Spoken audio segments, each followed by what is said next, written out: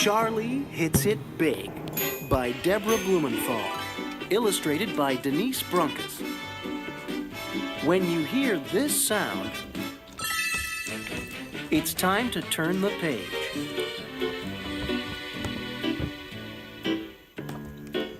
When Sophie woke up and went to feed her guinea pig, she was in for a surprise. Charlie wasn't there.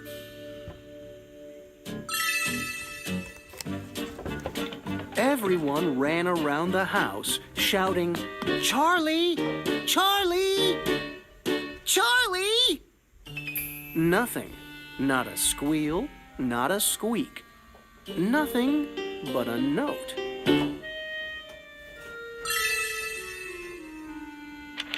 Off to the coast for an adventure. Later, Charlie. The family looked at one another. The coast? Then he looked into Charlie's cage. A clue! Annie shouted. Pigging out. Pigs big in Hollywood.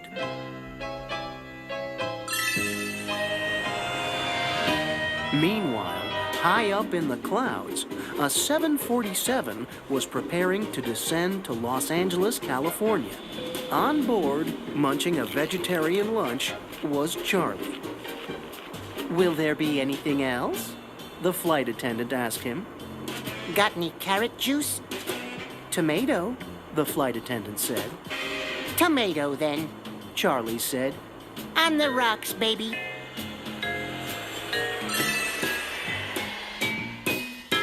At the airport, Charlie got into a taxi. "Where to?" Hollywood. Charlie said, rubbing his paws together.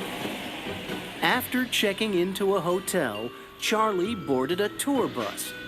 But when they got to a movie studio, Charlie crept away from the group and followed a sign that said, "Casting."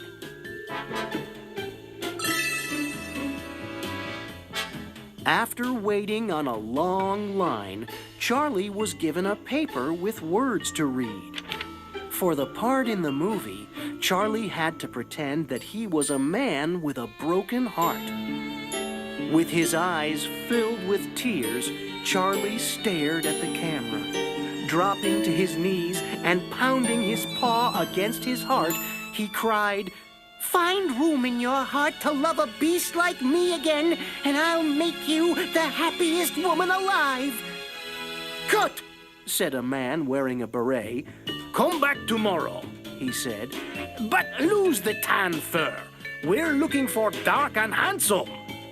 No problema, Charlie said.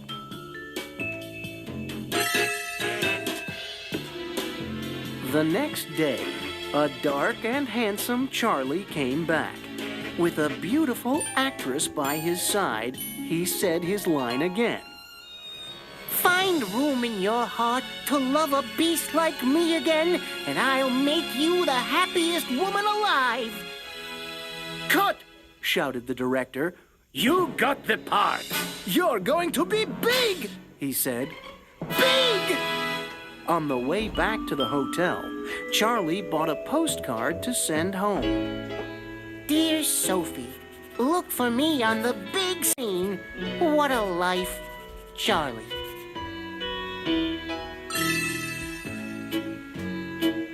That night, the director was going to have a party for him.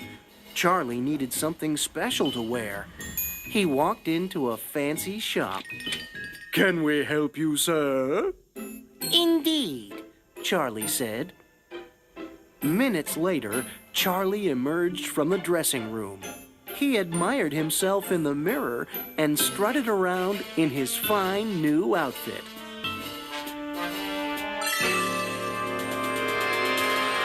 Now it was party time.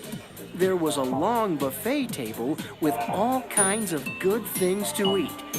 This was the moment he'd been waiting for. Charlie's mouth was watering. Fruity nut buffet?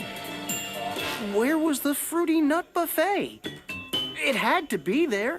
It was a party for him. Charlie searched the table. Nothing. Not a sesame seed, not a pumpkin seed, not even a speck of dried fruit. He settled for salad.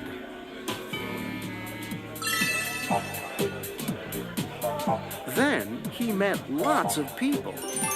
Darling, people called him. Mon amour. They hugged him, winked at him, blew kisses in the air, and pumped his paw up and down, up and down. But Charlie didn't even know them. He didn't know what to say.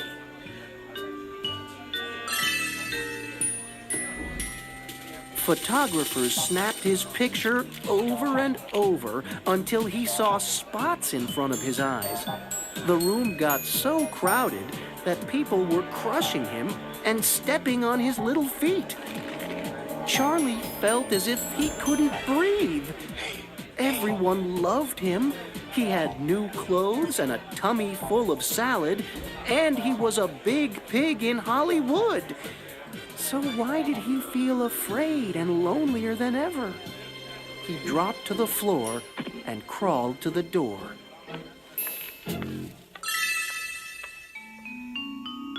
He thought about Sophie and how they used to play together. He thought about how he used to sit on her lap while she fed him baby carrots and scratched his neck until he fell asleep. He thought about being home again in Sophie's room without any pushy people. And how could he not think of the pet food emporium opening in their town with ads that said, "Fruity Nut Buffet. Buy one, get one free."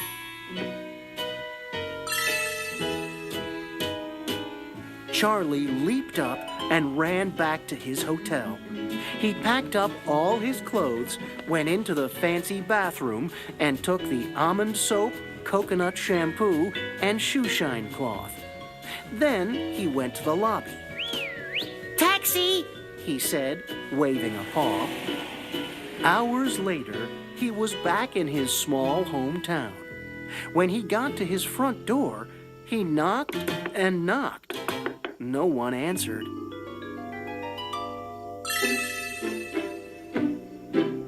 Finally, a light went on. Who is it? Said a voice from behind the door. It's me, Said Charlie. The door opened a crack. Sophie stared and stared. Charlie. Is that you? She asked. But before he could answer, Sophie scooped up Charlie in her arms and squeezed him. Charlie, Charlie, Sophie said. you came back. Yes, Charlie said, dropping his head on Sophie's soft shoulder.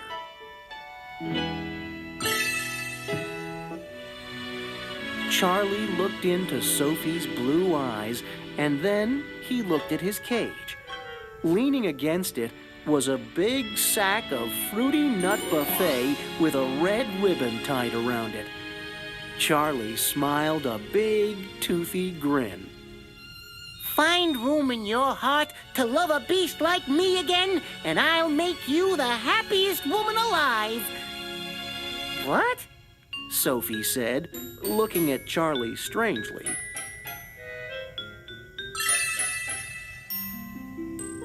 That's Hollywood talk. Charlie said. Forget about it.